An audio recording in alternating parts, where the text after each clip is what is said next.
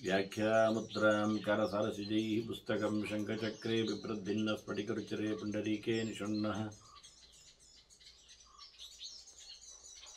अम्लानश्रीरमृतविशदैः अंशभिः प्लावयन् मामाविर्भूयात् अनगमहिमा मानसे वागधीशः नमस्ते प्राणेश प्रणतविभवायावनिमगाः नमः स्वामिन् रामप्रियतमनमन् गुरुगुण नमस्तुभ्यं भीमप्रबलतमकृष्णेष्ट भगवन् नमः श्रीमन्मध्वप्रदिश सुदर्शन्नो जय जय श्रीगुरुभ्यो नमः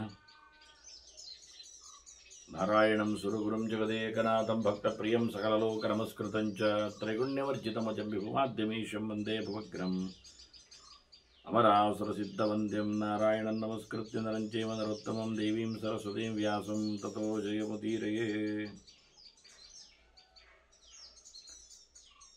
ತುಳಸಿ ಸಮೀಕ್ಷೆಯ ಚಿಂತಕನಿಗೆ ಮತ್ತೆ ವಂದನೆಗಳು.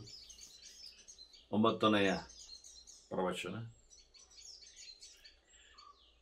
ಅನೇಕ ಅಂಶಗಳ ಚಿಂತನೆಯಲ್ಲಿ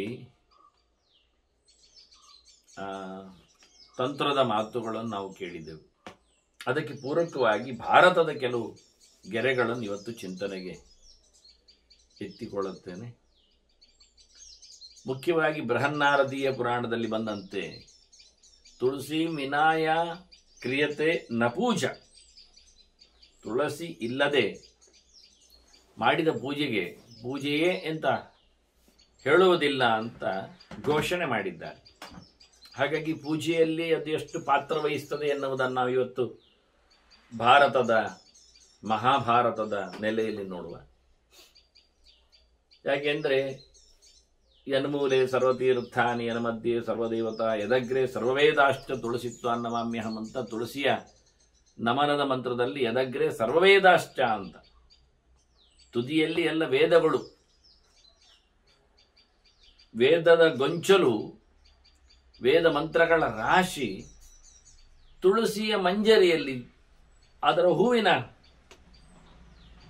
ತೊಂಪೆಯಲ್ಲಿ ನಿಂತಿದೆ. ಹಾಗಾಗಿ ತುಳಸಿಯ ಸಮರ್ಪಣೆ ಎಂದರೆ ವೇದ ಮಂತ್ರಗಳ ಸಮರ್ಪಣೆ, ವೇದ ಮಂತ್ರಗಳಿಂದ ಅರ್ಚನೆ. ಹೀಗಾಗಿ ತುಳಸಿಯನ್ನು ಅದರ ತುದಿಯಲ್ಲಿರತಕ್ಕಂತಹ ಭಗವಂತನ ಸರ್ವ ಶಬ್ದ ನಾಮಗಳನ್ನು ಚಿಂತನೆಗೆ ತಂದಿದ್ದಾರೆ. ಹೀಗಾಗಿ ದೇವರನ್ನು ನಾವು ಅರ್ಚನೆ ಮಾಡೋದು ಅಂದರೆ ಅದೇ, ಅದರಲ್ಲೇ ಸಹವಾಗಿ ಭಗವಂತನ ನಾಮಗಳು ನೆಲೆಗೊಂಡಿವೆ. ಹಾಗಾಗಿ ತುಳಸಿಯಲ್ಲಿ ನಿತ್ಯ ಲಕ್ಷ್ಮಿಯ ಸನ್ನಿಧಾನ ಇರಲಾಗಿ ಆ ಲಕ್ಷ್ಮಿ ವೇದಗಳ ಅಭಿಮಾನಿನಿಯಾಗಿ ನಿಂತಿದ್ದಾಳೆ. ಹೀಗೆ ಭಗವಂತನಿಗೆ ಆಗತಕ್ಕಂತಹ ಪೂಜೆ ಸಮರ್ಪಣೆ ಅಂತ ಅರ್ಥ ಮಾಡಿಕೊಳ್ಳಬಹುದು. ಅದರೊಟ್ಟಿಗೆ ಪುರಾಣ ಹೇಳುವಾಗ ಸ್ನಾನಂ ನತದ್ಯ ತುಳಸಿ ಮೀನಾಕೃತಂ ಅಂತ ಹೇಳಿದೆ. ಸ್ನಾನ ಕಾಲದಲ್ಲಿ ಇಲ್ಲದೆ ಇದ್ರೆ ಅದು ಸ್ನಾನವೇ ಅಲ್ಲ ಅಂತ. ನಾವು ಈ ಹಿಂದೆ ಅದರ ಬಗ್ಗೆ ಕೆಲವೊಂದು ಮಾತುಗಳನ್ನು, ಹೇಗೆ ತುಳಸಿಯ ಜೊತೆಯಲ್ಲಿ ಸ್ನಾನ ಮಾಡಲಿಕ್ಕಿದೆ ಎನ್ನುವುದನ್ನು ನೋಡಿಕೊಂಡಿದ್ದೇವೆ, ಬೇಕೆನ್ನುವುದನ್ನು ಮಾಡಿಕೊಂಡಿದ್ದೇವೆ. ಎಂತಹ ಸಂದರ್ಭಗಳಲ್ಲಾದರೂ ಅಂದರೆ ಮುಖ್ಯವಾಗಿ ಮುಳುಗಿ ಸ್ನಾನ ಮಾಡುವ ಮೂಲಕ ನಾವು ತುಳಸಿ ಮಣಿಮಾಲೆಯಲ್ಲಿ ಅನುಕೂಲ ಮಾಡಿಕೊಳ್ಳಿಕ್ಕೆ, ಕಲ್ಪನೆ ಮಾಡಲಿಕ್ಕೆ ಆಗುತ್ತೆ, ದೋಷ ಇಲ್ಲ ಆಗ್ತದೆ ಎನ್ನುವುದನ್ನು ಅರ್ಥ ಮಾಡಿದ್ವಿ. ಇನ್ನು ಒಣಗಿದ ಎಲೆಗಳನ್ನಾಗಲಿ, ಹಸಿ ಎಲೆಗಳನ್ನಾಗಲಿ, ತುಳಸಿ ದಳಗಳನ್ನಾಗಲಿ, ಕೊನೆ ಪಕ್ಷ ನಾನು ಹೇಳಿದೆ ತೀರ್ಥದಲ್ಲಿ, ಹಿಂದಿನ ದಿನದ ತೀರ್ಥದಲ್ಲಿ ಬಂದಿರತಕ್ಕಂತಹ ತುಳಸಿಯ ಅಭಿಷೇಕ ಸ್ನಾನದ ಘಟ್ಟದಲ್ಲಿ ಆಗ್ತದೆ ಅಂತ, ಅದು ಸರಿಯೇ. ಇನ್ನೊಂದು ಮಾತು ಹೇಳಿತ್ತು, ಭುಕ್ತನ್ನತದ್ಯತ್ಸ್ ತುಳಸಿ ಮೀನಾಕೃತಂ, ತುಳಸಿ ಇಲ್ಲದೆ ಊಟ ಮಾಡಿದರೆ ಅದು ಊಟವೇ ಅಲ್ಲ. ದೊಡ್ಡ ಮಟ್ಟಿನಲ್ಲಿ ತಮಾಷೆ ಮಾಡಿತ್ತದು. ಅತ್ಯಂತ ಹೇಸಿಗೆಯ ವಸ್ತುವನ್ನು ತಿಂದಾಗ ಆಗ್ತದೆ ತುಳಸಿ ಹಾಕದ ಅಂದರೆ, ನೀರನ್ನಾಗಲಿ ಅಥವಾ ಪೀತನ್ನತದ್ಯತ್ ತುಳಸಿ ಮೀನಾಕೃತಂ ಹೇಳುವಾಗ ಪುರಾಣ ಹೇಳುತ್ತದೆ, ಕುಡಿಯುವುದರಲ್ಲಿಯೂ ನೀರಿನಲ್ಲಿಯೂ ತುಳಸಿ ಇಲ್ಲದಿದ್ದರೆ ಅದು, ಅದರ ಬಗ್ಗೆಯೂ ನಾವು ನೋಡಿದೆವು, ಅದೆಷ್ಟು ಕಳ್ಳು ಕುಡಿದಾಗ ಆಗುತ್ತೆ ಅನ್ನತಕ್ಕಂಥ ಮಾತುಗಳು ಬಂದಿತ್ತು. ಇದನ್ನು ಕೃಷ್ಣಾಮೃತ ಮಹಾರಣವದಲ್ಲಿ ಆಚಾರ್ಯ ಮಧ್ವರು ಎತ್ತಿ ಹಿಡಿದ ಒಂದು ಶ್ಲೋಕ, ಅದು ಗರುಡ ಪುರಾಣದ್ದು. ವಾಸ್ತವವಾಗಿ ನೈವೇದ್ಯ ಶೇಷಂ ತುಳಸಿ ವಿಮಿಶ್ರಿತಂ ಅಂತ, ಭಗವಂತನಿಗೆ ಸಮರ್ಪಣೆ ಮಾಡಲಿಕ್ಕೆ ಇರತಕ್ಕಂತಹ ನೈವೇದ್ಯ, ಅದರ ಮೇಲೆ ನಾವು ತುಳಸಿಯನ್ನು ಹಾಕಿ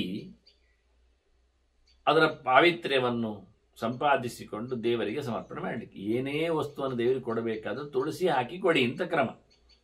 ನೀವು ಬಟ್ಟೆಯನ್ನೇ ದೇವರ ಪ್ರತೀಕಕ್ಕೆ ಸುತ್ತಲೂ ಹೊರಟ್ರಿ ಆದರೂ ತುಳಸಿಯ ಜೊತೆಯಲ್ಲಿ ತಗೊಂಡೋಗ್ಬೇಕು. ಯಾವುದರ ಸಮರ್ಪಣೆಯಾದರೂ ದೇವರಿಗೆ ತುಳಸಿಯ ಜೊತೆಯಲ್ಲಿ ಆಗಬೇಕು ಅಂತ. ಹಾಗಾಗಿ ನೈವೇದ್ಯಕ್ಕೆ ತುಳಸಿ ಹಾಕಿರುತ್ತದೆ. ಆನಂತರ ದೇವರ ಪಾದೋದಕವನ್ನು ತೀರ್ಥವನ್ನು ಹಾಕಿದ ನಂತರ ನಮಗೆ ಇತರ ದೇವತೆಗಳಿಗೆ ನೈವೇದ್ಯಕ್ಕೆ ಅನುಕೂಲ ಆಗ್ತದೆ.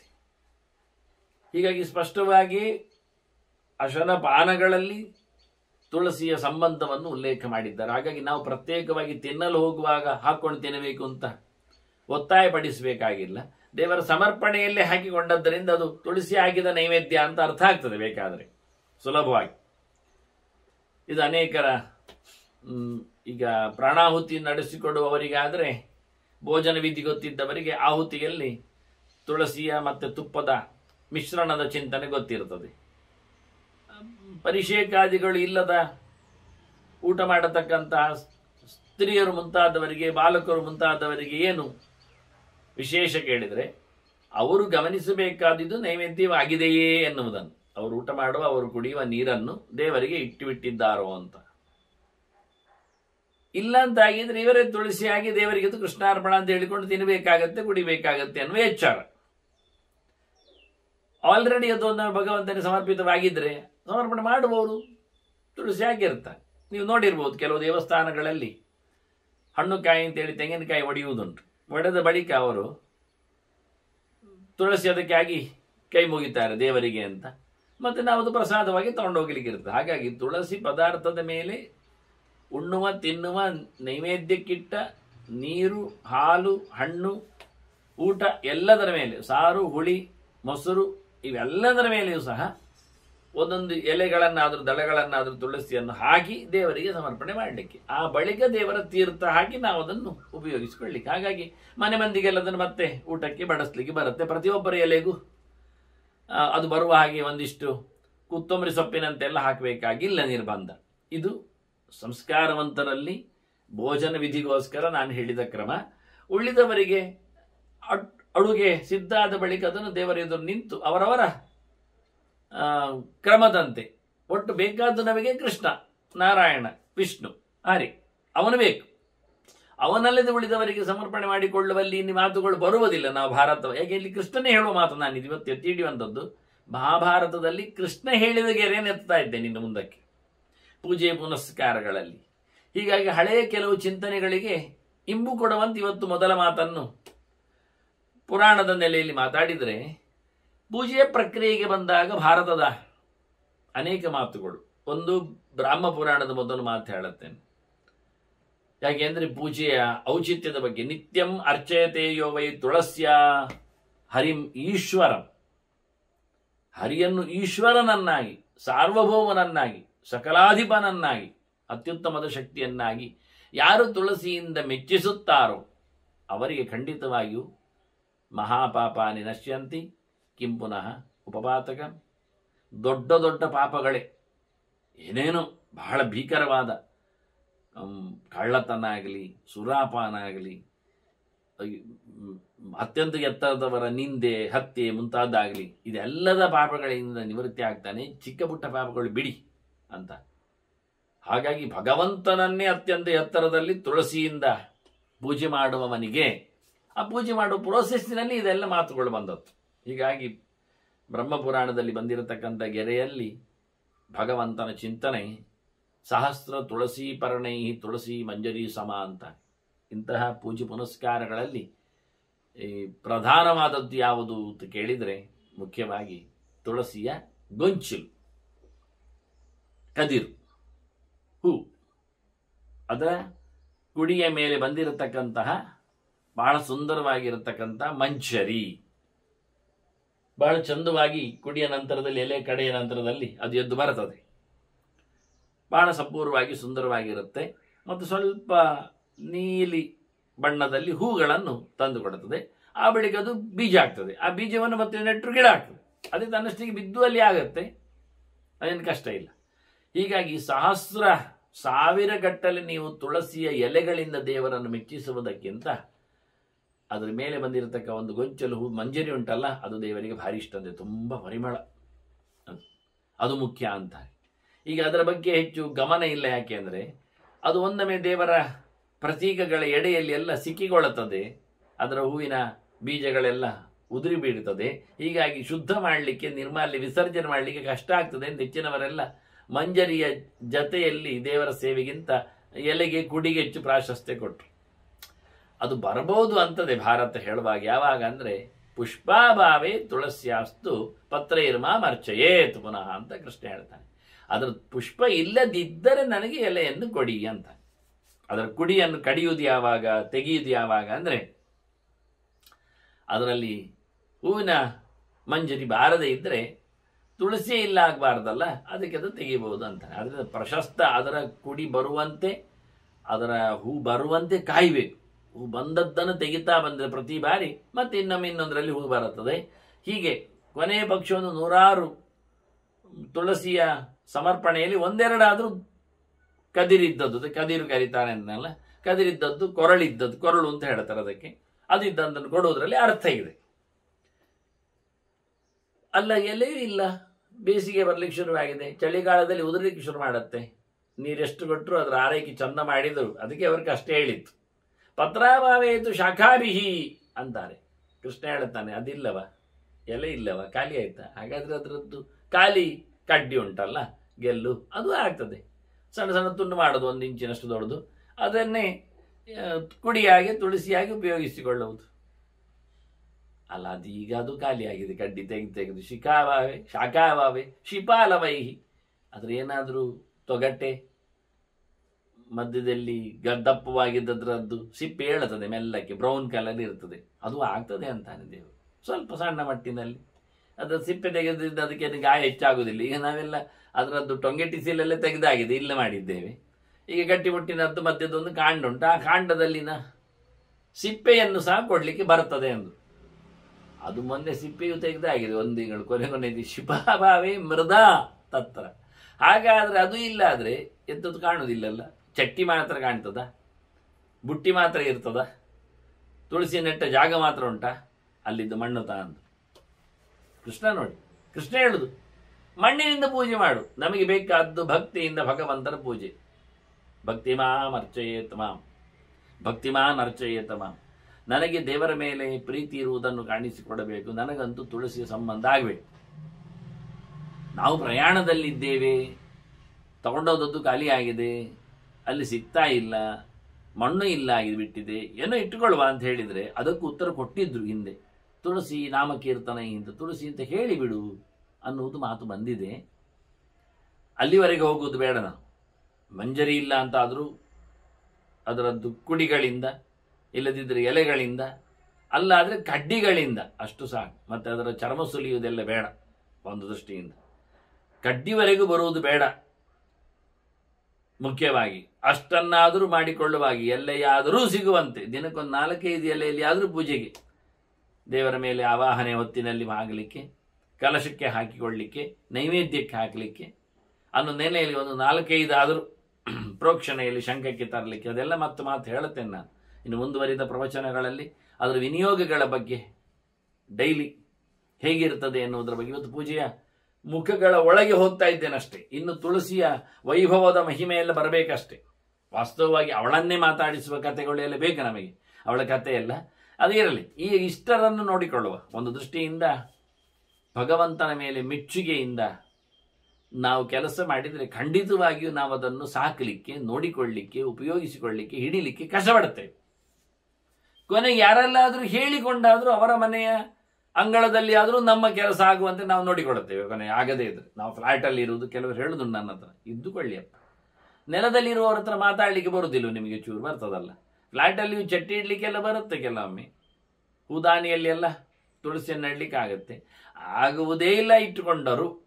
ನಾನು ಅಲ್ಲಿ ಸಂಸ್ಥೆಯ ಏನು ಹೇಳುವ, ಅದಕ್ಕೆ ಅವರದ್ದೇ ಕೊಟ್ಟಿರತಕ್ಕಂಥ ಔಟ್ ಹೌಸ್ಗಳಲ್ಲಿದ್ದೇನೆ, ಮತ್ತು ಇನ್ನೊಂದು ಇದ್ದೇನೆ, ಕ್ಯಾಂಪಿನಲ್ಲಿದ್ದೇನೆ, ಇನ್ಯಾವುದೋ ಅಲ್ಲಿ ಬಗೆಯಲ್ಲಿದ್ದೇನೆ ಹೇಳಿಕೊಂಡ್ರೂ ಸಹ ಏನು ತೊಂದರೆಯಲ್ಲಿದ್ದರೂ ಅಲ್ಲಿ ಇರತಕ್ಕವರನ್ನು ಮಾತಾಡಿಸಿಕೊಂಡು, ಎಲ್ಲಿ ಮನೆ ಇದೆ ಅಂತ ಕೇಳಿಕೊಂಡು ಅಲ್ಲಿ ಹೋಗಿಕೊಂಡು ತಂದುಕೊಂಡು ತರಿಸಿಕೊಂಡು ಒಂದು 5-10 ಎಸಳಿಗೆ ಏನು ಕಷ್ಟ ಇಲ್ಲ, ಎಲೆಗಳಿಗೇನು ಕಷ್ಟ ಮಾಡಲಿಕ್ಕಿಲ್ಲ. ನಮಗೇನು ಎಷ್ಟು ಕಷ್ಟಪಟ್ಟು ಊಟ ಬಿಡುವುದಿಲ್ಲ, ನಾವು ಏನಾದರೂ ಮಾಡಿಕೊಳ್ತೇವೆ, ಎಲ್ಲಿಯಾದರೂ ಅದಕ್ಕೆ ಅನುಕೂಲ ಮಾಡಿಕೊಳ್ತೀವಿ. ಹಾಗೆ ಒಟ್ಟು ದೇವರ ಮೇಲೆ ನಿನಗೆ ಮೆಚ್ಚುಗೆ ಇದೆಯೋ ನೀನು ಕೆಲಸ ಮಾಡ್ತಿ ಅಂತ ಭರವಸೆಯನ್ನು ಕೃಷ್ಣ ಪಡಿತಾ ಇದ್ದಾನೆ. ತುಳಸಿ ಪಕ್ವಪತ್ರೈಶ್ಚ ಶ್ರೀಯರೇ ಪಾದ ಪಂಕಜೆ ಪೂಜನಂ ಯೇಚ ಕುರುವಂತಿ ತೇ ಕೃತಾರ್ಥಾ ಕಲಯುಗಿ. ಕಲಿಯುಗದಲ್ಲಿ ಹಳದಿ ಎಲೆಯಲ್ಲಿ ಆದರೂ ಪೂಜೆ ಮಾಡುವಂತಾರೆ ಮನೆಗೆ. ಉದುರುವ ಎಲೆ ಅದು ಕೊನೆಯ ಹಂತ, ಅದು ಬೇಕು ಅಂತಾನೆ ದೇವರು ನನಗೆ. ಯಾಕೆಂದ್ರೆ ಅದು ಸುವರ್ಣ ಪತ್ರದಾಗೆ ಕಾಣ್ತದೆ ಅಂತ ದೇವರು. ನನಗೆ ತುಳಸಿಯ ಮಂಜರಿಯೂ ಬೇಕು, ಉದುರುವ ಎಲೆಯೂ ಬೇಕು. ಮಂಜರಿಯನ್ನೇ ಕೊಯ್ತಾ ಇದ್ರೆ ಎಲೆಗಳು ಹಾಕದೆ ಹೋದಾಗ ಗಿಡದಲ್ಲಿ ಎಲೆ ಬಾಡ್ಲಿ ಶುರುವಾಗುತ್ತೆ, ಉದುರುತ್ತೆ. ಉದುರ್ಲಿ, ಆಗ ಕೊಡು ಅದನ್ನು ಅಂದ. ಅದು ಬೇಕು ನನಗೆ, ಅದು ನನಗೆ ನಾಮಾರ್ಚನೆ ಮಾಡಲಿಕ್ಕೆ ಆಗ್ತದೆ. ಅದನ್ನ ತುಳಸಿಯಲ್ಲಿ ಉದುರುವ ಎಲೆ ಎನ್ನುತ್ತಾ ಹಳದಿ ಎಲೆ, ಹಳದಿ ಅದು ಬಂಗಾರದ ಬಣ್ಣದ ಹಳದಿ ಉಂಟಲ್ಲಿ. ಹಾಗಾಗಿ ನನಗೆ ಬಂಗಾರದ ಎಲೆ ಸಮರ್ಪಣೆ ಮಾಡಿದ ಹಾಗೆ ಆಗ್ತದೆ, ಖುಷಿ ಆಗ್ತದೆ. ಹಾಗೆ ನಿನಗೆ ಬಂಗಾರದ್ದೇ ಮಾಡಿ ಹಾಕ್ತೇನೆ, ಆಯ್ತಾ? ಕೃಷ್ಣ ಹೇಳ್ತಾನೆ, ಬಂಗಾರದ್ದೇ ಮಾಡಿ ಹಾಕು, ಪರವಾಗಿಲ್ಲ, ಏನು ಮತ್ತೆ ನಾಳೆ ಬಂಗಾರದ್ದೇ ನೀನು ಅನ್ನ ತಟ್ಟೆಯನ್ನು ತಂದಿಡ್ತೀಯ, ಸರಿ ಆಯ್ತಲ್ಲ ವೈಭವ. ಮತ್ತೆ ನಾಳೆ ಬಂಗಾರದ ಅಕ್ಕಿ ಹಾಕಿಬಿಟ್ರೆ, ಅದಕ್ಕೆ ಅನ್ನ ಹಾಕಿಬಿಟ್ರೆ ಒಂದಿಷ್ಟು ಮುದ್ದೆ ಅನ್ನ, ಏನು ಅದು ಬಂಗಾರದ್ದೇ ಎಲ್ಲ ಹರಳುಗಳು ತಿನ್ಲಿಕ್ಕೆ ಆಗ್ತದ? ಮತ್ತೆ ತಟ್ಟೆ ಬಂಗಾರ ಇರಬೇಕು, ಊಟ ಬಹಳ ಬಂಗಾರದಂತಹ ಬಹಳ ಸುವರ್ಣವಾದ ಚಂದವಾದ ಸುಗಂಧಭರಿತವಾದ ಅಕ್ಕಿಯ ಶಾಲ್ಯನ್ನ, ಅಮೃತಾನ್ನ, ದಧ್ಯನ್ನ, ಘೃತಾನ್ನ ಎಲ್ಲ ಬರಬೇಕು. ಹಾಗೆ ಕ್ರಮ. ನಿಮ್ದು ಶ್ರೀಮಂತಿಗೆ ಪ್ರದರ್ಶನದಲ್ಲಿ ತಟ್ಟೆಯು ಬಂಗಾರ, ಅದರ ಮೇಲಿದ್ದ ರೊಟ್ಟಿಯು ಬಂಗಾರ ಮಾಡಿದರೆ ತಿನ್ನುವುದು ಯಾರು? ಒಂದು ಒಳ್ಳೆ 3 ರೊಟ್ಟಿ ಬಂಗಾರದ ಮಾಡಿಟ್ಟಿದ್ದೇನೆ, ದಿನ ಅದನ್ನು ದೇವರಿಗೆ ತೊಳೆಯುವುದು ಇಡುದು. ಏನು ಕರ್ಮರಿ, ಏನು ಬಡತನ? ಬಂಗಾರದಲ್ಲಿ ಬಡತನ ಇಲ್ಲ, ಮತ್ತೆ ತಿನ್ಲಿಕ್ಕಿಲ್ಲಲ್ಲ, ಅದಾಗುವ. ಹಾಗಾಗಿ ಎಷ್ಟೋ ಜನ ಬಂಗಾರದ ಎಲೆ ಮಾಡಿ ತುಳಸಿ ಕುಡಿ, ನಾನು ನೋಡಿದ್ದೇನೆ, ಬಂಗಾರದ್ದೇ ಕುಡಿ, ಬಂಗಾರದ ಪುಷ್ಪ, ಬಂಗಾರದ ಪಾರಿಜಾತ, ಬೆಳ್ಳಿಯ ಗರಿಕೆ ಇವೆಲ್ಲ ಮಾಡಿಕೊಂಡಿದ್ದಾರೆ. ಇದೆಲ್ಲ ದೇವರಿಗೆ ದಿನ ತೊಳೆದು ಹಾಕುದು. ಇಲ್ಲದಕ್ಕೆ ಆಗ್ತದೆ, ಇಲ್ಲದಕ್ಕೆ ಆಗುತ್ತದೆ. ಗರಿಕೆ ನೆಲದಲ್ಲಿ ಇಲ್ಲವ, ಹೋಗ್ಲಿಕ್ಕೆ ದಾಡಿಯವರಿಗೆ ಸ್ವಲ್ಪ ದುಡಿದರೇನು, ಒಂದು 2 ನಿಮಿಷ ಬೇಗ ಎದ್ದರೇನು ಹೋಗ್ಬೋದಲ್ಲ, ಹಿಂದಿನ ದಿವಸ ನೋಡ್ಬೋದಲ್ಲ, ಎಲ್ಲಿ ಉಂಟು ನೋಡಿಕೊಂಡು ಬರ್ಬೋದಲ್ಲ, ಕಾಣುವುದಿಲ್ಲ ಕೇಳುವುದಿಲ್ಲ ಹೇಳಲಿಕ್ಕೆ ಇನ್ನೊಬ್ಬರ ಹತ್ರ ಕೇಳಿಕೊಂಡು ಬರ್ಬೋದಲ್ಲ. ದಾರಿ ಬದಿಯಲ್ಲೆಲ್ಲ ಹುಚ್ಚೊಯ್ದಿರ್ತದೆ, ನಾ ಇಟ್ಟುಕೊಳ್ಳುವ ಬೇಡ. ಒಬ್ಬರ ಕಂಪೌಂಡಿನೊಳಗೆ ಇದ್ದದ್ದನ್ನೋದು ನಾವೇ ಒಂದು ರೀತಿಯಲ್ಲಿ ಉದ್ಯಾನದಲ್ಲಿ ಚಂದ ಮಾಡಿ ನೀರಾಕಿ ಬೆಳೆಸಿ ಮಾಡಬಾರ್ದೇನು? ಮಾಡಬಹುದು. ಮನಸ್ಸಿದ್ದರೆ ಎಲ್ಲದಕ್ಕೂ ಮಾರ್ಗ ಇತ್ತು. ಒಂದು 10 ಜನ ಒಟ್ಟು ಸೇರಿಕೊಂಡು ಅವರ ಮನೆಯ ಪಾಳೆಯದಲ್ಲಿ, ಕಂಪೌಂಡ್ನಲ್ಲಿ ಅದೆಲ್ಲ ಬಂಗಾರದ ಮೇಲೆಯೂ ಚಟ್ಟಿಯಲ್ಲಿ ಇಡ್ಲಿಕ್ಕೆ ಬರ್ತದೆ, ಗರಿಕೆ ಇವನ್ನೆಲ್ಲ. ಬಂಗಾರದ ಬೇಡ ಅಂದ ದೇವರು, ಪರಿಮಳ ಉಂಟಾಗಿ ಹೇಳ್ತಾನೆ ದೇವರು. ಇಲ್ಲ ಅಲ್ಲ, ಏನು ಲುಕ್ ಇದೆ ಬಂಗಾರದಲ್ಲಿ ಬೆಳ್ಳಿಯಲ್ಲಿ ಮಾಡಿದ್ರಿಂದ? ಏನಾಗುವುದಿಲ್ಲ. ಹಾಗಾಗಿ ತುಳಸಿ ಪಕ್ವಪತ್ರೈಷ, ನನಗೆ ತುಳಸಿದ್ದು ಹಳದಿ ಎಲೆ ಬೇಕು ಅಂದ ದೇವರು. ಅದು ಪರಿಮಳ ಬರ್ತದೆ. ಸೆಂಟೆಲ್ಲ ಹಾಕಿಕೊಳ್ಳುವ ಮೂಲಕ ಇವತ್ತು ತುಳಸಿ ಫ್ಲೇಮ್ ಹಾಕಿ ಬಿಡುದು, ಅದು ಫ್ಲೇಮು ಆದ್ರಿಂದ ಆಗ್ತದ? ಉಪಯೋಗ ಇಲ್ಲ. ಅದೆಲ್ಲ ಮಾಡ್ಲಿಕ್ಕೆ ಹೋಗಬೇಡಿ. ನಿಮ್ಮ ಬುದ್ಧಿವಂತಿಕೆಯನ್ನು, ವೈಜ್ಞಾನಿಕ ಹೆಜ್ಜೆಯನ್ನೆಲ್ಲ ಇಲ್ಲಿ ಮಾಡ್ಲಿಕ್ಕೆ ಬರಬೇಡಿ. ಇನ್ನು ಕೃತಕವಾದ ನಾನು ತುಳಸಿಯನ್ನು ಬೆಳೆಸ್ತೇನೆ, ಅದು ತುಳಸಿ ಅಂತೆ ಇದೆ, ಅದಕ್ಕೆ ನಾವು ತಮಾಷೆ ಮಾಡಿದ್ದೇವೆ ಗೊತ್ತಾದನ್ನು. ಅದು ಉಂಟು, ನಾನು ನೋಡಿದ್ದೇನೆ. ತುಳಸಿ ಅಂತದ್ದೇ ಗಿಡ, ಅದು ನಾಯಿ ತುಳಸಿ ಕರಿತೇವೆ ನಾವು. ಅದು ವಾಸನೆ, ಅದು ಪರಿಮಳ ಅಲ್ಲ, ಅದು ಔಷಧೀಯ ಗುಣ ಇಲ್ಲ. ಅದರಲ್ಲಿ ಕಷಾಯ ಮಾಡಿ ಕುಡಿದ್ರೆ ನಿಮಗೆ ರೋಗ ಬರ್ತದೆ, ರೋಗ ಹೋಗುವುದಲ್ಲ. ಇದನ್ನೆಲ್ಲ ಗಮನಿಸಿದ್ದಾರೆ ಹಿಂದಿನವರು. 10,000 ಗಿಡಮೂಲಿಕೆಗಳಿಂದ ಔಷಧಿ ತಯಾರಿಯನ್ನು ಹಿಂದೆ ಮಾಡ್ತಿದ್ರು. ಇವತ್ತು 2,000 ಅಡೆಗೆ ಬಂದಿದೆ ಅದು ಗಿಡದ ಪರಿಚಯದಲ್ಲಿ. ಹಿಂದೆ ಲಕ್ಷಗಟ್ಟಲೆ, 16,000 ಗಟ್ಟಲೆ ಇದ್ದದ್ದು ಗಿಡಗಳ ಪರಿಚಯ, ಔಷಧಿಯ ಗುಣ, ಅದರ ವ್ಯವಸ್ಥೆ, ಉಪಯೋಗ.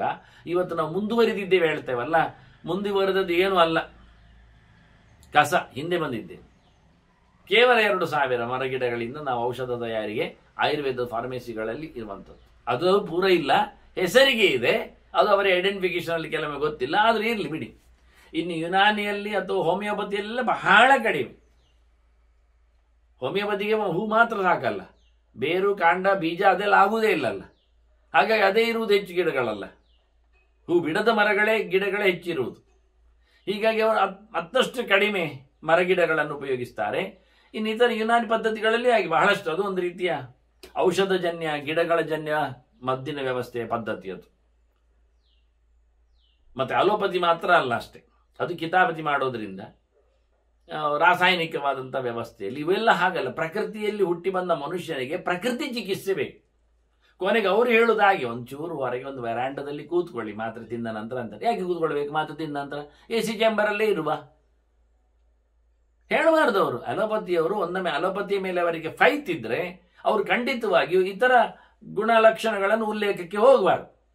ಪಥ್ಯವನ್ನು ಹೇಳಲಿಕ್ಕೆ ಹೋಗಬಾರ್ದು, ಹಾಲು ಕುಡೀರಿ ಹೇಳಲಿಕ್ಕೆ ಹೊರಡಬಾರದು. ಅವರು ಯಾವುದನ್ನು ಮಾಡ್ರು, ಹಾಲಿನದ್ದೇ ಮಾತ್ರೆ ಕೊಡ್ಲಿ, ರಾಸಾಯನಿಕವಾದದ್ದನ್ನೇ ಮೇಲೆ ತುಂಬಿಸಿಕೊಡ್ಲಿ, ಇವನನ್ನೊಂದು ರೀತಿಯ ರಸಾಯನ ಯಂತ್ರ ಮಾಡಿಬಿಡ್ಲಿ. ಹೇಳಲಿಕ್ಕೆ ಹೋದ್ರೆ ಬೈತಾರಂತಾರೆ, ಇನ್ನೊಂದರ ಪೂರಕಾಂಶಗಳನ್ನು ಸ್ವೀಕರಿಸುವಲ್ಲಿ ಸೋಲ್ತಾರೆ. ಆದರೆ ರೋಗಿಗೆ ಮಾತ್ರ ಕಿವಿ ಮಾತನ್ನು ಹೇಳ್ತಾರೆ. ಆದ್ರಿಂದ ಕಷ್ಟ ಅನ್ನೋದು. ಹಾಗಾಗಿ ನಿಜವಾಗಿಯೂ ಪ್ರಕೃತಿ ಕೊಟ್ಟಿರತಕ್ಕಂಥ ಸೊತ್ತುಗಳಿಂದ, ಅದರಲ್ಲಿ ವಿಶೇಷವಾಗಿ ತುಳಸಿ ಕೇವಲ ನೂರಾರಲ್ಲ, ಸಾವಿರಾರು ಕಾಯಿಲೆಗಳಿಗೆ ಸಾವಿರಾರು ವಿಧಾನಗಳಿಂದ ಅದನ್ನು ಉಪಯೋಗಿಸ್ಲಿಕ್ಕೆ ಬರುತ್ತೆ. ಅದನ್ನು ಕೃಷ್ಣ ಹೇಳ್ತಾನೆ, ನನಗೆ ಬೀಳುವ ಹಳೆಯದಾದ ಹಳದಿ ಬಣ್ಣದ ಎಲೆಯನ್ನಾದ್ರೂ ಕೊಡು ಮಾರಾಯ, ಅದರಿಂದ ಆದ್ರೂ ಪೂಜೆ ಆಗಲಿ, ಅದು ಬೇಕು. ತುಳಸಿ ಪಕ್ವ ಪತ್ರೈಶ್ಚ ಶ್ರೀಯರೇ ಪಾದಭಂಗಜಿ, ಭಗವಂತನ ನಿರ್ಮಲವಾದ ಕೆಂಪಾದ ನಸೆ ಪಾದ ಕಮಲಕ್ಕೆ ಈ ಹಳದಿಯ ಸಮ್ಮೇಳನ, ಕೆಂಪು ಮತ್ತು ಹಳದಿ ಸೇರಿದಾಗ ಕಾಂಬಿನೇಷನ್ ಎಷ್ಟು ಚೆನ್ನಾಗಿರುತ್ತೆ ನೋಡಿ. ಎರಡು ಪೂರಕವಾದ ಬಣ್ಣಗಳು, ಕೆಂಪು ಮತ್ತು ಹಳದಿ. ಇದನ್ನು ಉಲ್ಲೇಖ ಮಾಡಿದ್ರು ಒಂದು ದೃಷ್ಟಿಯಿಂದ, ಭಗವಂತನ ಪಾದ ಪಂಕಜ ಅಂತ ಕರೆದು ಕಮಲದ ಮೇಲೆ ತುಳಸಿ ಕೂತಿರ್ಬೇಕು ಅಂತ. ಓ, ಈಗ ಗೊತ್ತಾಯ್ತು.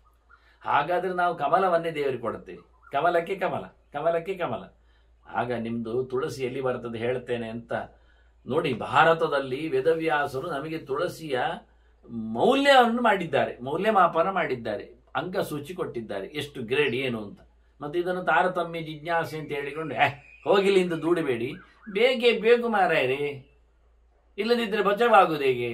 ಅದ್ರ ಗುಣವಂತಿಗೆ ಹೇಳೋದು ಹೇಗೆ? ಮತ್ತೆ ಯಾವುದನ್ನು ಉಪಯೋಗಿಸಿಕೊಂಡಾಗ ಹೇಳೋದು ಹೇಗೆ? ನಾವು ನೋಡಿ, ಅಕ್ಕಿಯಲ್ಲಿ ಎಷ್ಟು ವೆರೈಟಿ ಇಲ್ಲ, ಅದಕ್ಕೆ ಯಾಕೆ ಬೆಲೆ ಮೇಲೆ ಕೆಳಗೆ? ಒಂದೇ ಬಗೆ ಮಾಡಿಬಿಡಿ, ಎಲ್ಲ ಅಕ್ಕಿ ಅಲ್ವಾ, ತಿನ್ನುವುದಲ್ವಾ, ರೇಟ್ ಹಾಗೇ ಇರಲಿ. ಅದು ಆಗುವುದಿಲ್ಲ. ಎಲ್ಲ ಲೋಹ ಅಲ್ವಾ, ಒಂದೇ ಬಗೆ ಅಲ್ವಾ, ಕಬ್ಬಿಣದ ರೇಟು ಬಂಗಾರಕ್ಕೆ ಇಡುವ ಯಾಕೆ? ಲೋಹ ಅಲ್ವಾ, ತಗಡಲ್ವಾ ಕೇಳಿದ್ರೆ? ಹಾಗೆ ಪ್ರತಿಯೊಂದರ ಮೇಲೆಯೂ ಮೌಲ್ಯ ಇದೆ, ವಿಶೇಷತೆ ಇದೆ. ಅದು ಪ್ರಕೃತಿಯಲ್ಲಿ ಹಾಳಾಗುವ ಬಗೆ, ಮನುಷ್ಯ ಉಪಯೋಗಕ್ಕೆ ಸಿಗುವ ರೀತಿ, ಬಂಗಾರದ ತಟ್ಟೆಯಲ್ಲಿ ಹಾಕಿದ ನೀರಿನ ಪ್ರಾಶನ, ಕಬ್ಬಿಣದ ತಟ್ಟೆಯಲ್ಲಿ ಹಾಕಿದ ನೀರಿನ ಪ್ರಾಶನ ವ್ಯತ್ಯಾಸ ಆಗೋದಿಲ್ವಾ ದೇಹದಲ್ಲಿ? ರೋಗದ ಹೆಚ್ಚು ಕಡಿಮೆಯಲ್ಲಿ ಉಲ್ಲೇಖ ಮಾಡ್ತಾರೆ. ಲೋಹದ ಪರಿಣಾಮ ಅವನ ವಸ್ತುವಿನಲ್ಲಿ ಕಾಣಲಿಕ್ಕೆ ಬರದೆ ಪ್ಲಾಸ್ಟಿಕ್ ತೊಟ್ಟೆಯಲ್ಲಿ ಹಾಕಿದ ನೀರು ಕುಡಿದ್ರೆ, ಇದೆಲ್ಲ ಗಮನಿಸಬೇಕಾದ ಕಥೆ. ಇದನ್ನು ಲ್ಯಾಬೊರೇಟರಿಯಲ್ಲಿ ಪರೀಕ್ಷೆ ಮಾಡಿ ತೋರಿಸಿದ್ದಾರೆ. ಪ್ಲಾಸ್ಟಿಕ್ಕಿನಲ್ಲಿ ಹಾಕಿದ ನೀರು 1 ಗಂಟೆಯಲ್ಲಿ ಏನು ಪರಿಣಾಮ ಕೊಟ್ಟಿದೆ, ಅದೇ ತಾಮ್ರದ ಲೋಟೆಯಲ್ಲಿ ಏನು ಪರಿಣಾಮ ಕೊಡುತ್ತದೆ, ಅದೇ ಬೆಳ್ಳಿಯ ಬಂಗಾರದ ತಟ್ಟೆಯಲ್ಲಿ ಬಂದಾಗ ಏನೇನೋ ಗುರುತಿಸಿ ಯಾವ ಯಾವ ಡಿಸೀಸ್ಗಳಿಗೆ ಹೇಗೆ ರಾಮಬಾಣವಾಗಿರ್ತದೆ ತೋರಿಸಿಕೊಟ್ರು. ಅದನ್ನಲ್ಲಿ ಕೃಷ್ಣ ಇಲ್ಲಿ ಬಹಳ ಚಂದವಾಗಿ ಎಲ್ಲ ಮೇಲೆ ಕೆಳಗೆ ಉಂಟು ಮಾರಾಯ ಅಂತಾನೆ. ಸರ್ವೇಶಾಮಪಿ ಪುಷ್ಪಾಣಂ ಸಹಸ್ರ ಗುಣಂ ಉತ್ಪಲಂ. ತಾಮರೆ ಅದು ತಂದು ಕೊಟ್ಟರೆ ದೇವರಿಗೆ ಭಾರಿ ಇಷ್ಟ ಅಂತೆ. ಸಾವಿರಾರು ಹೂವುಗಳಿಗಿಂತ ಮಿಗಿಲು ಅಂತಾನೆ. ಎಲ್ಲ ಪುಷ್ಪಗಳಿಗಿಂತ 1000 ಪಟ್ಟು ಮಿಗಿಲು ನನಗೆ ತಾಮರೆಯ ಪೂಜೆ ಅಂತಾನೆ. ಇಲ್ಲ, ಅದಕ್ಕೂ ಮುಂದೆ ಹೇಳಿ ಅಂದರೆ ತಸ್ಮಾತ್ ಪದ್ಮಂ, ಅದಕ್ಕೂ ಮಿಗಿಲು ಪದ್ಮದ ಪೂಜೆ. ತಥಾ ರಾಜನ್ ತಸ್ಮಾತ್ ಶತಪತ್ರಗಂ, ಆ ಪದ್ಮದಿಂದಲೂ ಸಾಮಾನ್ಯ ಪದ್ಮಕ್ಕಿಂತಲೂ 100 ಎಸಳಿನ ಪದ್ಮ ಉಂಟಲ್ಲ, ಅದು ನನಗೆ ಭಾರಿ ಇಷ್ಟ ಅಂತ. ಮತ್ತು ಮುಂದೋದ್ರೆ ತಸ್ಮಾ ಸಹಸ್ರ ಪತ್ರ ಅಂತ ಅಂತಾನೆ. 1000 ಎಸಳಿನ ಪದ್ಮ, ಸಣ್ಣ ಸಣ್ಣ ಸಣ್ಣ ಸಣ್ಣ ಹೆಸರು, ಭಾರಿ ಚೆನ್ನಾಗಿದೆ, ನಾನು ನೋಡಿದ್ದೇನೆ ಅದನ್ನು. 100 ಎಸಳಿದ್ದೇ ಭಾರಿ ರ್ಯಾರ್ ಸಿಗುವಂಥದ್ದು. ಬರ್ತದೆ ಈಗ ಮಾರ್ಕೆಟಲ್ಲಿ ಬರುವಂಥದ್ದು 100 ಎಸಳಿನದ್ದೇ, 1000 ಅಲ್ಲ, 1000 ಎಸಳಿನ ಪದ್ಮ, ಸಣ್ಣ ಸಣ್ಣ ಸಣ್ಣ ಸಣ್ಣ ಸಣ್ಣ ಪತ್ರಗಳದರದ್ದು. ಅದು ನನಗೆ ತುಂಬ ಇಷ್ಟ ಅಂದ. ಅದು ಮಿಗಿಲು ನನಗೆ ಅಂದ. ಅದಕ್ಕಿಂತಲೂ ಮಿಗಿಲು ಪುಂಡರೀಕಂ ತತಃಪರಂ, ಬಿಳಿ ಪದ್ಮ ನನಗೆ ಕೆಂಪು ಪದ್ಮಗಳಿಗಿಂತ ಇಷ್ಟ ಅಂತ. ಕಲರ್ ಚೇಂಜ್ ನೋಡಿ, ಬಹಳ ಕಮ್ಮಿ ಆಗುವುದು. ಬಿಳಿಯ ಪದ್ಮ ನನಗೆ ಬೇಕು ಅರ್ಚನೆಗೆ.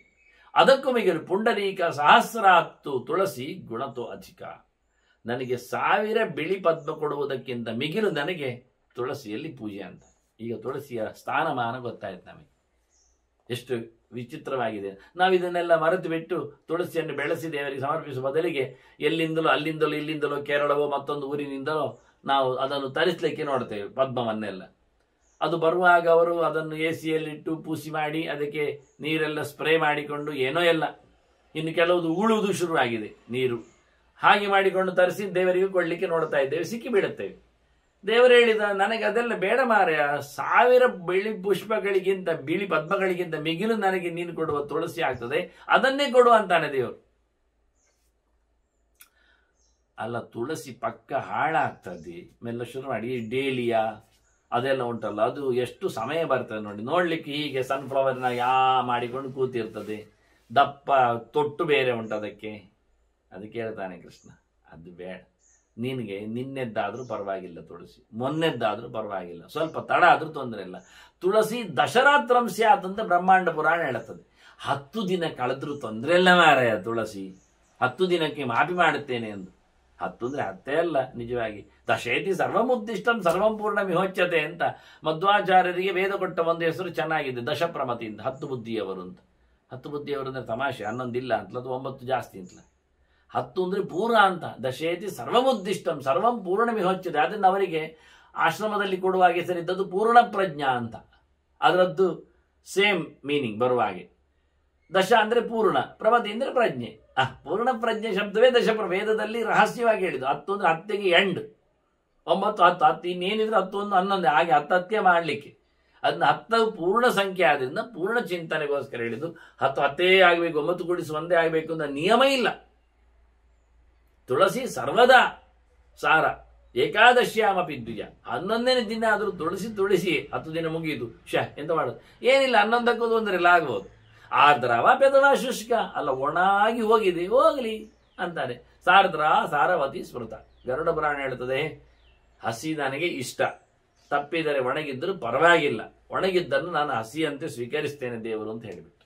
ಅದನ್ನು ತುಳಸಿ ಒಣಗಿಸಿಕೊಂಡು ಇಟ್ಟುಕೊಳ್ಳಿಕ್ಕೆ ಸುಲಭ. ಒಣಗಿಸಿಕೊಡ್ಬೇಕು ಅಂತಲ್ಲ, ಸಿಗಲಾರದ ಹೊತ್ತಿಗೆ ಸಿಗದಾಗ ಪಡೆದದ್ದನ್ನು ಒಣಗಿಸಿಡುವುದು. ಮಳೆಗಾಲದಲ್ಲಿ ತುಂಬ ಆಗ್ತದೆ, ಮಳೆ ನಿಂತಾಗ ಭಾರಿ ಇರ್ತದೆ. ಹಾಗಾಗಿ ಅದನ್ನು ಒಂದು ರೀತಿಯಿಂದ ಕೊಯ್ದು ಹಾಕಿಬಿಟ್ರೆ ಚಳಿಗಾಲದಲ್ಲಿ ಚಂದ ಮಾಡಿ ಅದು ಒಣಗ್ತದೆ. ಹರವಿ ಇಟ್ಟರೆ ಕುಳಿಯುವುದಿಲ್ಲ. ಮಳೆಗಾಲದಲ್ಲಿ ಕೊಯ್ದರೆ ಕುಳಿತದೆ, ಅದೇ ಚಳಿಗಾಲದಲ್ಲಿ ಕೊಯ್ದರೆ ಕುಳಿಯುವುದಿಲ್ಲ. ಮಳೆಗಾಲ ಬಿಟ್ಟನದು ಚಳಿಗಾಲದಲ್ಲಿ ತುಂಬ ಆಗ್ತದೆ. ಆಗುವಾಗ ತೆಗೆದಿಟ್ಟು ಬಿಟ್ರೆ ಬೇಸಿಗೆ ಕಾಲಕ್ಕೆ ತುಳಸಿ ಇಲ್ಲ ಹೇಳಿದರೆ ಆ ರಾಶಿಯಿಂದ ಮೆಲ್ಲಕ್ಕೆ 10 20 20 ಕುಡಿಯನ್ನು ತೆಗೆದುಕೊಂಡು ಬಂದರೆ ಆಯಿತು. ಅದು ಬಹಳ ಚಂದವಾಗಿ ಒಣಗಿರ್ತದೆ, ಕಪ್ಪು ಕಲರಲ್ಲಿ ಇರ್ತದೆ ಅಷ್ಟೇ, ಮತ್ತೇನಿಲ್ಲ. ಅದು ಕೃಷ್ಣನದ್ದೇ ಕಲರ್. ಅದನ್ನ ಕೃಷ್ಣನಿಗೆ ಭಾರಿ ಇಷ್ಟ ಪೂಜೆಯಲ್ಲಿ. ಹೀಗೆ ಇಲ್ಲದೇ ಇದ್ದರೆ ಹಸಿಯಲ್ಲಿ ತನ್ನೆ ಆಗ್ತದೆ ಎಂದಾದರೆ, ಹಸಿ ಇದ್ದಾಗ ಅದರಲ್ಲಿ ಬೆರಕೆಗಾಗಿ ಒಣಗಿದ್ದನ್ನು ಸೇರಿಸಿ 10ಕ್ಕೊಂದು ಇದ್ದಾಗೆ ಇರಲಿ, ಬೇಕಾದಾಗ. ಹಸಿ ಇರುವುದು 4-5 ಕುಡಿ ಆದರೆ ಒಣಗಿದ್ದ 10 20 ಬರಲಿ. ಬೇರೆ ವಿಷಯಕ್ಕೆ ಕಲಶಾದಿಗಳ ಪೂಜೆಗಳೆಲ್ಲ ಆಗುತ್ತೆ, ಅದು ಇರ್ತದೆ, ನೈವೇದ್ಯ ಹಾಕ್ಲಿಕ್ಕೆ ಬರ್ತದೆ. ನೈವೇದ್ಯಕ್ಕೆ ಹಸಿ ಹಾಕ್ಬೇಕು ಅಂತೇನಿಲ್ಲ, ಒಣಗಿದ್ದು ಹಾಕ್ಲಿಕ್ಕೆ ಆಗ್ತದೆ. ಅದು ಯಾಕೆ ದಿನ ಕೊಯ್ಲಿಕ್ಕೆ ಇಲ್ಲ ಅಂತಲೋ ಕೊಯ್ಬಾರ್ದು ಅಂತಲೋ, 2 ಅಂಶವೇ. ದಿನ ಕೊಯ್ತಾ ಕೂತ್ರೆ, ಈ ದಿನ ಕೆರಿತಾ ಕೂತ್ರೆ ಏನಾಗುತ್ತೆ ಗಡ್ಡ ಅಂತ ಹೇಳಿದ್ದಾರೆ ಗಡ್ಡ ಕೆರೆಯುವವರಿಗೆ. ದಿನ ಒಂದು ಬ್ಲೇಡ್ ಹಾಕ್ತಾ ಇದ್ರೆ ಆ ಚರ್ಮ ಜೀವ ಹೋಗಿರ್ತದೆ. ಅಂದ್ರೆ ಅದಕ್ಕೆ ಇನ್ನೂ ಒಣಗಲಿಕ್ಕೆ ಬಿಡದೇ ಇದ್ರೆ ಅದು ಒಂದು ಡಿಸೀಸಿ ಕಾಯಿಲೆಗೆ ಕಾರಣ ಆಗ್ತದೆ. ಅದಕ್ಕೋಸ್ಕರ ಒಂದು ಸ್ವಲ್ಪ ಸಮಯ ಅದನ್ನು ಕೂಡ್ಲಿಕ್ಕೆ ಬಿಡಬೇಕು. ಚರ್ಮದಲ್ಲಿ ಇರತಕ್ಕಂಥ ಕೋಶಗಳಿಗೆ ಬದುಕಲು ಅವಕಾಶ ಕೊಡಬೇಕು. ಇಲ್ಲ ಆದರೆ ಹೊರಗಿಂದ ಬರತಕ್ಕ ಕೀಟಾಣುಗಳನ್ನು, ರೋಗಾಣುಗಳನ್ನು, ವಿಷಾಣುಗಳನ್ನು ತಿನ್ನುವ ನಮ್ಮ ಮೈಮೇಲೆ ಕೂತಿರತಕ್ಕಂತಹ ಶಕ್ತಿಗಳು, ಅಲ್ಲಿರತಕ್ಕಂಥ ಕೆಲವು ಅತ್ಯಂತ ಸೂಕ್ಷ್ಮ ಜೀವಿಗಳು, ಅವುಗಳು ಸಮರ್ಥ ಆಗಿರುವುದಿಲ್ಲ. ಅದನ್ನೆಲ್ಲ ಹಿಂದಿನವರು ತಿಳ್ಕೊಂಡೇ ಎಲ್ಲ ಮಾಡಿದ್ದದಕ್ಕೆ. ಕ್ಷೌರ ಕರ್ಮ ಅಂದರೆ ಏನು ಅಂತೆಲ್ಲ ಮಾಡಿದ್ದಾರೆ. ಹಾಗಾಗಿ ತುಳಸಿಯನ್ನು ಪ್ರತಿನಿತ್ಯ ತೆಗಿತಾ ಹೋದರೆ ಅದಕ್ಕೂ ನೋವಾಗುತ್ತೆ, ಅದಕ್ಕೆ ಘಾಸಿ ಆಗುತ್ತೆ, ಅದು ಹೆದರಿಕೊಳ್ಳುತ್ತದೆ, ಅದು ಮತ್ತೆ ಬೆಳೀಲಿಕ್ಕೆ ಅದರದ್ದು ಸಾಲದು, ಕುಂಠಿತ ಆಗುತ್ತೆ ಕೊನೆಗೆ. ಹೀಗಾಗಿ ಕೆಲವು ದಿವಸ ಕೊಯ್ಬಾರದು ಅಂತ ಮಾಡಿದ್ದಾರೆ. ಅದರ ಬಗ್ಗೆ ಎಲ್ಲ ಇನ್ನೊಮ್ಮೆ ಮಾತು ಹೇಳ್ತೇನೆ. ಈಗ ಅದಕ್ಕೆ ಒಂದು ಮಾತು ಹೇಳುತ್ತದೆ ಬಹಳ ಚಂದವಾಗಿ, ಪುರಾಣ ಮಾತಾಡ್ತದೆ. ನಿಷಿದ್ಧ ತಿಥಿವಾರಾದೋ ತುಳಸಿಯ ಹರಣಂ ಮುನೆ ವೈಷ್ಣವಾನಾಂ ನದೋಷಾಯ ನಾರದಸ್ಯ ವಚವಯತ ಅಂತ ಪರಾಶರರು ಹೇಳ್ತಾರೆ, ನಾರದರನ್ನು ಕೋಟ್ ಮಾಡಿ. ಅಲ್ಲಯ್ಯ, ನಿಷೇಧ ಇರುವುದು ಯಾರಿಗೆ, ಯಾಕೆ? ಅದು ಮದ್ದು ಮಾಯ ಎಲ್ಲ ಮಾಡಲಿಕ್ಕೋಸ್ಕರ ಪಡೆಯುವವರಿಗೆಲ್ಲ ಇಂತಹ ಸಮಯದಲ್ಲಿ ಕೊಯ್ಯಿರಿ ಅಂತ ಹೇಳಿ. ದೇವರ ಪೂಜೆ ಮಾಡುವವರಿಗೆ ಯಾವ ವಾರವೂ ನಿಷೇಧ ಇಲ್ಲ, ಯಾವ ನಕ್ಷತ್ರಕ್ಕೂ ನಿಷೇಧ ಇಲ್ಲ. ಎಂದು ಬೇಕಾದರೂ ದೇವರ ಪೂಜೆಗೋಸ್ಕರ ಕೊಯ್ಯಬಹುದು, ತರಬಹುದು, ಇಡ್ಲಿಕ್ಕೆ ಬರ್ತದೆ. ಎಷ್ಟು ದಿನ ಆದರೂ ಪರವಾಗಿಲ್ಲ, ಅದಕ್ಕೂ ಸಾಮರ್ಥ್ಯ ಹೇಳಿಬಿಟ್ಟ ಬಹಳ ಚಂದವಾಗಿ. ಹಾಗಾದರೆ ಯಾವತ್ತು ಆಗ್ಬೋದು ಅಂದರೆ ಗರುಡ ಪುರಾಣ ಒಂಚೂರು ಎಚ್ಚರಿಕೆ ಕೊಡುತ್ತದೆ. ತುಳಸೀಂ ದ್ವಾದಶಿ ಮೀನಾ ಅಂತ. ದ್ವಾದಶಿ ಒಂದು ಬೇಡ, ಮತ್ತೆಲ್ಲ ದಿನ ಆಗ್ತದೆ. ಮತ್ತೆಲ್ಲ ದಿನ ತುಳಸಿಯನ್ನು ಪೂಜೆಗೋಸ್ಕರ ಕೊಯ್ಯುವುದಾದರೆ, ವೈಷ್ಣವರಿಗಾದರೆ ಏನು ಸಮಸ್ಯೆ ಇಲ್ಲ. ದೇವರ ಪೂಜೆಗೋಸ್ಕರ ಕೊಯ್ಯುವುದಾದರೆ ನೀವು ಯಾವ ದಿನವೂ ಕೊಯ್ಯಿರಿ. ಮುಖ್ಯವಾಗಿ ದ್ವಾದಶಿ ಒಂದು ಬೇಡ ಅಂತ. ಅದು ಯಾಕೆ ಮಾರ್ಯಾರ ದ್ವಾದಶಿ ಬೇಡ? ಆವತ್ತು ವಿಶೇಷ ದೇವರ ಪೂಜೆ ಅಲ್ವಾ, ವಿಷ್ಣುವಿನ ದಿನ ಅಲ್ವಾ ಏಕಾದಶಿ. ಹಾಗೆ ತಪ್ಪು ಯಾಕೆ ಬಂತು? ಪೂಜೆಗೋಸ್ಕರ ದ್ವಾದಶಿ ನೋಡಿ. ಕೊಯ್ಯುವುದು ಯಾವಾಗ ಹೇಳಿ? ಅದೇ ನಮಗೆ ಗೊತ್ತಿಲ್ಲ. ಕೊಯ್ಯುವುದು ಯಾವಾಗ? ಕೊಯ್ಯುವುದು ನೋಡಿ, ಬೆಳಿಗ್ಗೆ ನೀವು ಎದ್ರಿಯಾ ಭಾರಿ ಬೇಗ, ಹೌದು, ಆಗ ಕಾಣೋದಿಲ್ಲಲ್ಲ, ಕಾಣೋದಿಲ್ಲ. ಮತ್ತೆ ಸ್ನಾನ ಮಾಡಿದ್ರ್ಯಾ, ಮಾಡಿದೆವು. ಜಪ ಆಯ್ತಾ, ಆಯಿತು. ಇನ್ನೀಗ ಪೂಜೆಯೇ ಹೊತ್ತು ಅಲ್ವಾ, ಹೌದು. ಇನ್ನೇನು ಮಾಡಲಿಕ್ಕೆ ಉಂಟು ಗೊತ್ತಾ? ಪುರಾಣಗಳೆಲ್ಲ ಪೂಜೆಗೋಸ್ಕರ ಹೇಳ್ತದೆ, ಬೆಳಿಗ್ಗೆ ನಿನ್ನ ಜಪ ಮುಗಿದರೆ ಮತ್ತೆ ನಿಧಾನಕ್ಕೆ ಹೂ ತುಳಸಿ ತರಲಿಕ್ಕೆ ಹೊರಗೆ ಬಾ. ನಿನ್ನ ಮನೆಯಲ್ಲಿ ಅಂಗಳದಲ್ಲಿದ್ದರೆ ಆಯಿತು, ಇಲ್ಲಾದರೆ ಉದ್ಯಾನಕ್ಕೆ ಕಾಡಿಗೆ ಹೋಗು. ದೇವಸ್ಥಾನದ ಜಾಗಕ್ಕೆ ಹೋಗಬೇಡ, ಮತ್ತೊಬ್ಬರ ಮನೆಯೊಳಗೆ ಹಾರಬೇಡ. ಕಾಡಿನಲ್ಲಿ ಯಥೇಷ್ಟವಾಗಿ ಹೂ, ಹಣ್ಣುಗಳು, ಪತ್ರೆ, ಪುಷ್ಪಗಳು, ಬಳ್ಳಿ ಎಲ್ಲ ಇರ್ತವೆ. ಅಲ್ಲಿಂದ ತರಲಿಕ್ಕೆ ಕ್ರಮ. ಹಾಗೆ ತುಳಸಿ ವನ ಎಲ್ಲ ಮಾಡಿಕೊಂಡು ಅಲ್ಲಿ ಹೋದಾಗೆಲ್ಲ ನಟ್ಟಿ ಬಂದದ್ದು, ಮಳೆಗಾಲದಲ್ಲಿ ಬೀಜದ ಬಿತ್ತು ಆಗಿ ಹೋದದ್ದು. ಆಗ ಏನಾಯಿತು, ಮತ್ತೆ ಪೂಜೆ ಮಾಡಲಿಕ್ಕೆ. ಪೂಜೆ ಮಾಡುವ ಮುಂಚೆ ತರಲಿಕ್ಕೆ ಇರುವುದರಿಂದ ಮಧ್ಯಾಹ್ನಾದುತ್ತರಂ ಯಸ್ತು ಹರಿಪೂಜಾ ರತಃ ಸ್ಥಿತಃ ತುಳಸಿ ಛೇದನಾತ್. ಅವನು ತುಳಸಿಯನ್ನು ಕೊಯ್ಯುವುದರಿಂದ ಅವನೇನಾಗ್ತಾನೆ ಕೇಳಿದರೆ, ಅವನು ಅಧೋಗತಿ ಮಮಾಪನಿಯಾತ್, ಮೂರ್ಖನಾಗ್ತಾನೆ. ತುಳಸಿ ಛೇದನಾತ್ ಮೂರ್ಖ, ತಪ್ಪು. ಮಧ್ಯಾಹ್ನದ ನಂತರ ಕೊಯ್ಯಬಾರದು. ದ್ವಾದಶಿಯಲ್ಲಿ ಮಧ್ಯಾಹ್ನದ ನಂತರ ಪೂಜೆಯನ್ನು ಮಧ್ಯಾಹ್ನದ ಹೊತ್ತಿನ ಪೂಜೆ ಇಲ್ಲ. ದ್ವಾದಶಿ ಬೆಳಿಗ್ಗೆ ಪಾರಣ. ಹಾಗಾಗಿ ದ್ವಾದಶಿಯಲ್ಲಿ ಬೆಳಿಗ್ಗೆ ಜಪ ಪೂಜೆ ಮುಗಿಲಿಕ್ಕೆ. ದ್ವಾದಶಿಯಲ್ಲಿ ಬೆಳಿಗ್ಗೆ ಕಾಡಿಗೆಲ್ಲ ಹೋಗ್ಲಿಕ್ಕಿಲ್ಲ. ಅಲ್ಲಿ ಪ್ರಾಣಿಗಳು ಇರ್ತವೆ, ಕ್ರಿಮಿಕೀಟಗಳು ಇರ್ತವೆ, ಕಣ್ಣು ಕಾಣೋದಿಲ್ಲ, ವ್ಯವಸ್ಥೆ ಇಲ್ಲ. ಹಾಗಾಗಿ ಇದೆಲ್ಲ ವ್ಯವಸ್ಥೆಯನ್ನು ಹೇಳಿಕೊಂಡು ಬಂದಾಗ ಅರ್ಥ ಆಗತ್ತೆ. ಪ್ರತಿನಿತ್ಯ ಹೇಗೆ ಕೇಳಿದರೆ, ಬೆಳಗಿನ ಹೊತ್ತು ನದಿ ಹೋಗಿ ಸ್ನಾನ ಮುಗಿಸಿ ಜಪಗಳನ್ನೆಲ್ಲ ಪೂರ್ತಿ ಮುಗಿಸಿಕೊಂಡು ಆನಂತರ ಮಧ್ಯಾಹ್ನದ ಹೊತ್ತು ಬರುವಾಗ ಪರಿಪೂರ್ಣವಾದ ಆ ಪುಷ್ಪಾಹರಣಾದಿಗಳನ್ನು ಮಾಡಿಕೊಂಡು ಬಂದು ಮತ್ತೊಮ್ಮೆ ನದಿಯಲ್ಲಿ ಮಿಂದು ಅವ ಪೂಜೆ ಮಾಡಲಿಕ್ಕೆ. ಮತ್ತೆ ಮಧ್ಯಾಹ್ನದ ಮಧ್ಯಾಹ್ನದ ವಾಲುವಾಗ ಅವನ ಮಾಧ್ಯಾಹ್ನಿಕ ಮುಗಿದು ದೇವರ ಪೂಜೆಗೆ ಕ್ರಮ. ಪೂಜೆ ಮುಗಿಸಿ ಮತ್ತೆ ಊಟದ ವ್ಯವಸ್ಥೆ. ಅಷ್ಟೊತ್ತಿನಲ್ಲಿ ಇವ ಹೂವು ಹಣ್ಣುಗಳನ್ನು ತಯಾರಿಸಿಕೊಂಡಾಗ ಅಡುಗೆಯನ್ನು ವ್ಯವಸ್ಥೆ ಮಾಡಲಿಕ್ಕೆ ಆಗ್ತದೆ. ಇದೆಲ್ಲ ಒಟ್ಟೊಟ್ಟಾಗುವಂಥ ಕಥೆ. ಬೆಳಿಗ್ಗೆ ಅಥವಾ ಹಿಂದಿನ ದಿವಸ ಅಡುಗೆ ಮಾಡೋದೆಲ್ಲ ಕ್ರಮ ಇಲ್ಲ. ದೇವರಿಗೆ ಅದೆಲ್ಲ ಬೇಡ. ಬೆಳಿಗ್ಗೆ ಎಲ್ಲರೂ ಮಿಂದು ಸೂರ್ಯೋದಯಕ್ಕಿಂತ ಮೊದಲು ಒಳ್ಳೆ ರೀತಿಯಿಂದ ಜಪ ಅನುಷ್ಠಾನಗಳನ್ನು ನಡೆಸಿ ಮತ್ತೆ ಅವರದ್ದು ಜಪ ಮುಗಿದ ಬಳಿಕ ಹೂ ತರಲಿಕ್ಕೆ ಒಬ್ರು ಹೋಗಲಿಕ್ಕೆ, ತರಕಾರಿ ಹೆಚ್ಚಲಿಕ್ಕೆ, ಅಡುಗೆ ಶುರು ಮಾಡಲಿಕ್ಕೆ, ಅದೆಲ್ಲ ಆದ ಬಳಿಕ ಮಾಧ್ಯಾಹ್ನಿಕವಾಗಿ ಮತ್ತೊಮ್ಮೆ ನದಿ ಸ್ನಾನ ಮಾಡಿ ಮಾಧ್ಯಾಹ್ನಿಕ ಜಪ ಮುಗಿಸಿ ಪೂಜೆ ಮಾಡುವ ವಿಧಾನ. ಇದಿಷ್ಟು ಭಾರಿ ಚಂದವಾಗಿ ಹೇಳ್ತಾರೆ. ಹೀಗೆ ಭಗವಂತನ ಚಿಂತನೆಯ ಜೊತೆಯಲ್ಲಿ ಈ ತುಳಸಿಯ ಅನುಸಂಧಾನ ವಿಶೇಷವಾಗಿ ಉಲ್ಲೇಖ ಮಾಡಿದ.